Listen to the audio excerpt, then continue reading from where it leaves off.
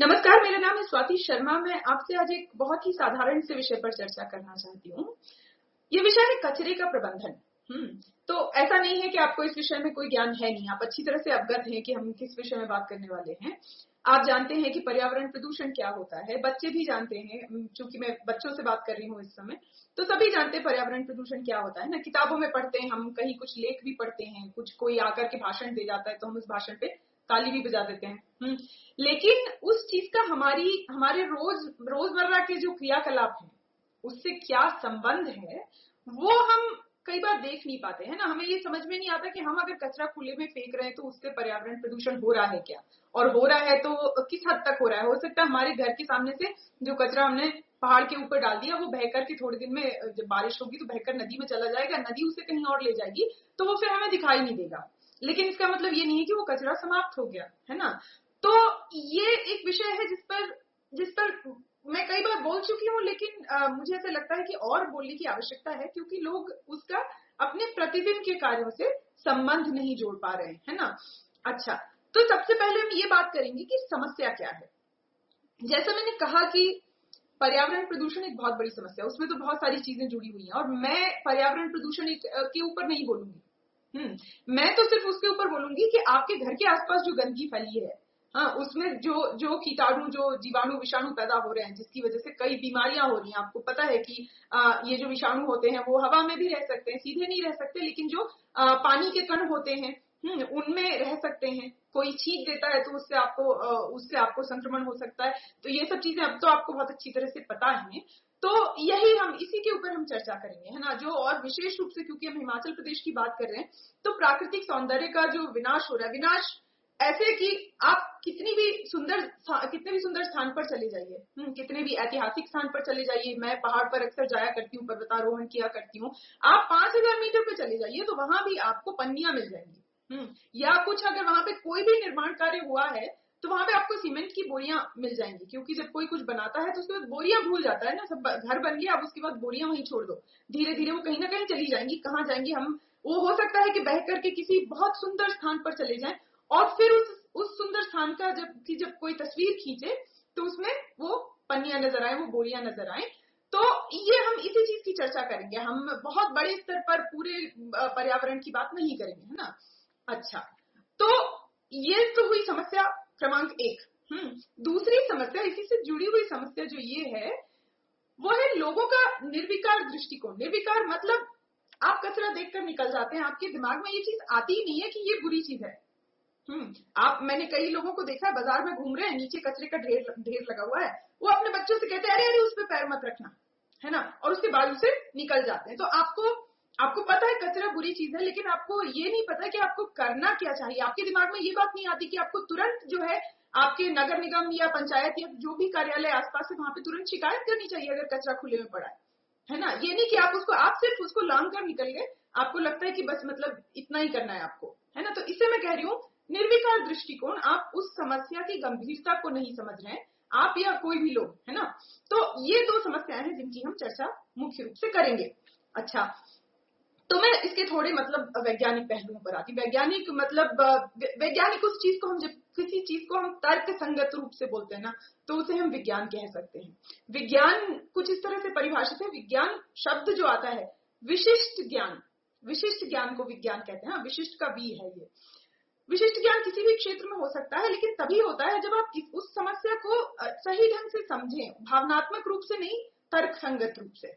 तो आप नाराज ना हो कि भाई गुस्सा बहुत बुरा हो रहा है, कचरा है, ये है, वो भावनात्मक चीजें हो गई। यदि आप उसको तर्क संगत रूप से ठीक ढंग से समझे तो उसे हम विज्ञान कहते हैं।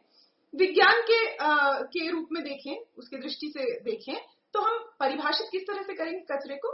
कोई भी पदार्थ जो अब उपयोग में नहीं है, या तो उपयोग में हम नहीं ला रहे हैं, या तो लाया ही नहीं जा सकता, या लाया जा सकता लेकिन हम उसे दोबारा उपयोग में नहीं ला रहे हैं, तो हम उसको कचरा मान लेते हैं, उसे व्यर्थ मान लेते हैं, और इस प्रकार की वस्तु को हम फेंक देते हैं। उदाहरण के लिए कोई खाने की चीज है, उससे देखा जाए तो खाद बन सकती है, या कुछ फलों के सब्जियों के छिलके हैं, आप जानवर को खिला सकते हैं, उससे पशु आहार बनाया जा सकता है। लेकिन यदि आप इस बारे में सोच नहीं रहे हैं तो आप उसको वैसे ही फेंक देंगे। या कोई धातु की चीज है, धातु की चीजों को दोबारा गला के उनका दोबारा उपयोग हो सकता है, लेकिन यदि आप सोच नहीं रहे हैं तो आप उसको कचरा मान लेंगे। तो कचरा जरूरी नहीं है कि व्यर्थ पदार्थ हो, लेकिन वो आपके लिए व्यर्थ है, इस प्रकार से हम उसे परिभाषित करते हैं। अच्छा, अब कारण बहुत सारे हैं। कारण क्यों हमारे वर्तमान में, यदि हम हिमाचल प्रदेश की बात करें तो क्यों यत्र तत्र कचरा पड़ा हुआ होता है? हाँ, तो पहला कारण है अज्ञानता। अब बच्चों को 5वीं कक्षा में भी पढ़ाया जाता है कि प्रदूषण बुरी चीज है और कचरा फेंकना बुरी चीज है। तो मैं अज्ञानता में नहीं मानूंगी कि अज्ञानता वैसे होना चाहिए, लेकिन है क्यों? क्योंकि बच्चे क्या सीखते हैं? बच्चे वो सीखते हैं जब वो बड़ों को देखते हैं, जो भी करते हुए देखते हैं, वो अपने माता पिता को, अपने गुरु को, अपने बड़े भाई बहनों को जो भी करते हुए देखते हैं, वो वही सीखते हैं। उनको किताब में कुछ भी आप पढ़ा दीजिए, वो रट लेंगे और परीक्षा में वो तो अच्छे अंक ले आएंगे, लेकिन वो जब देखेंगे कि उनके माता पिता खुद ही कचरा यूं ही फेंक देते हैं, हाँ, या घर को साफ तो कर दिया लेकिन घर के बाहर ठीक कोने में कचरा लगा दिया, तो जब बच्चे ये देखते हैं तो उनको लगता है कि हाँ यही सही है। वही बच्चे जब बड़े होते हैं तो वो खुद भी वही करते हैं और वो अपने आने वाली पीढ़ियों को भी वही सिखाते हैं। तो इसलिए ये ज्ञान होते हुए भी एक प्रकार की अज्ञानता इस क्षेत्र में विद्यमान है। ठीक है। अच्छा, दूसरी चीज हो गई संसाधन विहीनता। ये मैं मान सकती हूँ कि इसमें थोड़ा सा प्रशासन का भी हाथ है, लेकिन उसे भी सुधारा जा सकता है। शिकायत करें यदि बहुत सारे लोग दबाव डालें प्रशासन पे, तो ऐसा नहीं है कि कूड़ेदान नहीं लगाए जाते। बहुत सारे गांव ऐसे हैं जहाँ पे लोगों ने अपने पंचायतों में शिकायत की, कई लोगों ने अपने विधायकों पर दबाव डाला कि भाई आप अपनी विधायक निधि का क्या करते हैं, आप कूड़ेदान तो लगा दीजिए। तो ऐसा नहीं है कि ये नहीं किया जा सकता, लेकिन उसके लिए थोड़ा सोच समझकर आपको प्रयास करना होगा। तो संसाधनहीनता एक और कारण हो सकती है। यदि कूड़ेदान नहीं है तो आप कहाँ फेंकेंगे? अच्छा, दूसरी एक और महत्वपूर्ण चीज ये है सफाई कर्मचारियों पर निर्भरता। ये कुछ हमारे देश की समस्या ज्यादा है। हमारे देश में बहुत सारे सफाई कर्मचारी होते हैं, जो आप विदेशों में ऐसा नहीं होता, लोग अपना घर खुद साफ करते हैं इत्यादि, है ना। पर हमारे इतने सफाई कर्मचारी होते हैं जो रोज आते हैं, हम उन्हें पैसा देते हैं और वो हमारे घर की या घर के बाहर की सफाई करते हैं। धीरे धीरे इंसान निर्भर हो जाता है। उसकी आदत हो जाती है कि मैं तो कचरा कहीं भी फेंक दूंगा, सफाई करने वाला आएगा या आएगी तो वो उसकी जिम्मेदारी है ना। तो मैंने ये बहुत लोगों को, अच्छे खासे पढ़े लिखे लोगों को देखा है कि वो कचरा यूं ही फेंक देते हैं। उनको नहीं लगता कि ये मेरा दायित्व है कि मैं उसको कूड़ेदान में फेंकूं, है ना। वो यूं ही फेंक देते हैं, अरे नहीं वो आएगा ना कल साफ करने, वो कर देगा। तो आप बहुत निर्भर हो गए। ये कोई बहुत अच्छी बात नहीं है कि कोई दूसरा साफ कर रहा है आपका कचरा। आप इतने अधिक निर्भर हो गए कि अब आप यही भूल गए कि आपको कचरा गलत ढंग से नहीं फेंकना चाहिए। तो ये भी एक कारण हुआ। अच्छा, मैंने लिखा है स्वार्थपरक व्यवहार। स्वार्थपरक व्यवहार, ये बहुत, जो लोग कचरा फेंकते हैं ना वो बहुत स्वार्थी होते हैं। ऐसा मैं क्यों कहती हूँ? मैंने बहुत लोगों को देखा है, वो कहते हैं हम तो भाई अपनी जिंदगी अपने बच्चों के लिए जीते हैं, है ना। हम तो जो कुछ करते हैं ये तो सभी नहीं कहा है, हम तो अपने लिए कुछ खरीदते भी नहीं है, कुछ नहीं करते, सब कुछ बच्चों के लिए। लोग मतलब गलत काम तक कर डालते हैं बच्चों के लिए। ये सब दिखावा है। यदि आपको अपने बच्चों की जरा भी चिंता है ना तो कचरा बाहर मत फेंकिए। क्यों? क्योंकि ये एक ऐसी समस्या है जिसका आज के आज आपको उसका परिणाम नहीं दिखेगा। आपने आज कचरा फेंका, नदी में बह गया, अब आपको वो दिख नहीं रहा।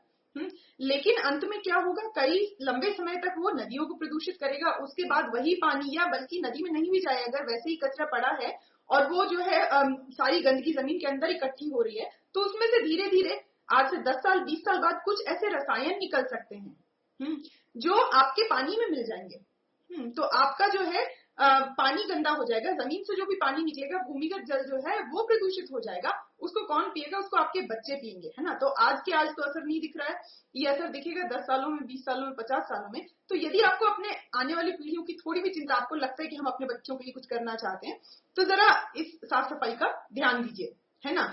अच्छा, ये और एक बात हो गई, अपने घर के बाहर की चिंता नहीं करना, है ना। लोग सोचते हैं मेरा घर साफ हो गया, कचरा ठीक घर के बाहर लगा, या घर के बाहर एक खुली नाली है, उसमें पानी बह रहा है, सड़ रहा है, मच्छर हो रहे, गंदगी हो रही है, वो तो हमारे घर में नहीं है ना। हमारा घर तो देखिए कितना साफ है ना, बिल्कुल सफेद है, धुले कपड़े पहनते हैं हम, रोज सफाई करते हैं। नहीं, हमारी जो संस्कृति है वो कहती है वसुधैव कुटुंबकम। मतलब सारी की सारी धरती जो है वो हमारा, अरे सारी धरती को मारिए गोली। आप ये तो सोचिए कि आपके घर के बाहर, आप ही के गांव में, आप ही के शहर में जो कचरा पड़ा है, वो इलाका के आपका कुटुंब नहीं है। हाँ, तो वो ये भी बहुत, ये एक स्वार्थपूर्ण व्यवहार है। और एक और तीसरी चीज कि आप दूसरों पर दोष लगाते हैं। हाँ भाई, कचरा तो बहुत बुरा है, लेकिन ये क्या है ना, जो पर्यटक आते हैं वो फेंक देते हैं बोतलें हर जगह। अब अगर आप कचरे की अच्छे से व्यवस्था करेंगे, कहीं पे भी एक भी बोतल या एक जरा सा भी कचरा नहीं पड़ा होगा, हर जगह पे सही ढंग से कूड़ेदान लगे होंगे, तो पर्यटक भी वो फिर कूड़ेदान में ही फेंकेगा कचरा। अगर वो देखेगा कोने में कचरे की ढेरी लगी ना, तो वो भी वहीं पे फेंकेगा। तो ये हमने आपके ऊपर इल्जाम डाल दिया, आपने किसी और पे, किसी और ने किसी और पे, और अंत में समस्या बनी रही। तो ये सारे इस तरह की थोड़े मनोवैज्ञानिक समस्याएं हैं ये, और एक व्यवहार से संबंधित समस्याएं तो है ही। इसीलिए मैंने नीचे ये भी लिखा है कि समाज विरोधी आचार है ये, मनोवैज्ञानिक समस्या है। समाज विरोधी आचार जब भी हम कहते हैं तो आपके दिमाग में एक बात आती है कि मैं किसी असामाजिक तत्व की बात कर रही हूँ जो अपराध करना चाहता है। बड़े अपराध करना ही समाज विरोधी नहीं होता, छोटे अपराध करना भी समाज विरोधी व्यवहार होता है, जिसमें पर्यावरण को प्रदूषित करना भी एक प्रकार का जो है ये अपराध ही है। इसकी सजा नहीं मिलती, इसलिए आपको वो अपराध नहीं लगता है।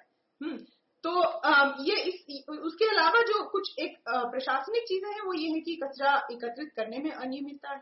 यानी कि आपके गांव से जो है कचरे, आप अगर कूड़ेदान में भी भरते हैं कचरा, लेकिन उसको उठाया नहीं जाता, या फिर उठा तो लिया जाता है लेकिन फिर बाद में ले जाकर शहर के बाहर जो है वो गाड़ी वहीं फेंक देती है सारा कचरा, फिर खुले में चला जाता है। तो आपको लगता है हमने इतनी मेहनत क्यों की बंद कूड़ेदानों में चीजें रखने की, जब वो फेंका ही जाना था खुले में। तो ये बिल्कुल बनी बात है। तो ये आपको इस बात पर ध्यान देना चाहिए, इसकी शिकायत करना चाहिए। ठीक है, अब हम बात करेंगे कचरे के प्रकार क्या क्या है।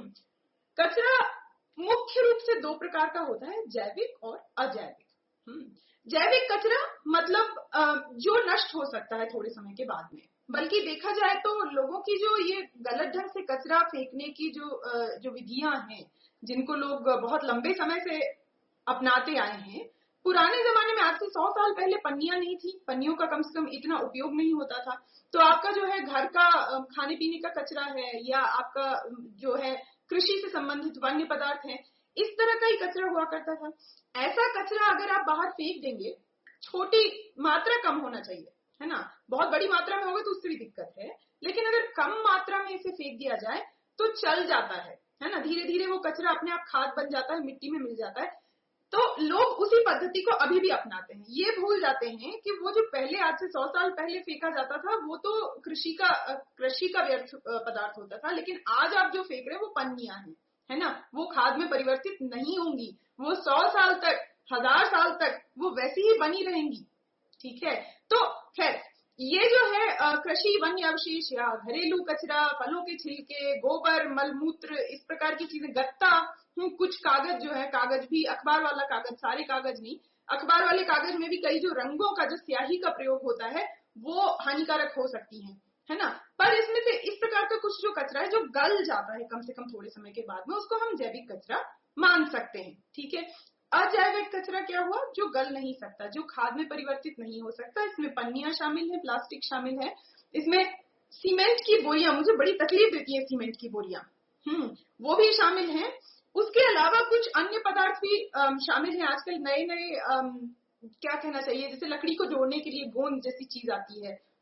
तो इस तरह की कुछ छोटी मोटी चीजें भी शामिल हैं, जो भी चीजें जो है वो अपघटित नहीं हो सकती आसानी से, वो आपका अजैविक कचरा हो गया। अन्य कचरे में क्या आ गया, इसके अलावा जो कुछ भी बचता है, जैसे कि धातुएं कायदे से उनका दोबारा उपयोग हो जाना चाहिए। लोग उसको गला करके दोबारा उपयोग नहीं करते, यूं ही फेंक देते हैं, तो वो कचरे में आ गया। इलेक्ट्रॉनिक उपकरण है ना, आपका फोन खराब हो गया तो आपने उसको वैसे ही फेंक दिया। फोन के अंदर जो बैटरी है, बैटरी में कार्बन भी होता है, लिथियम भी होता है, उसमें कई प्रकार के पदार्थ होते हैं। तो ये इस प्रकार के पदार्थ या अन्य मिश्र पदार्थ जो हैं, इनको हम अन्य मान लेते हैं फिलहाल। तो ये हमारे हो गए कचरे के प्रकार। ठीक है,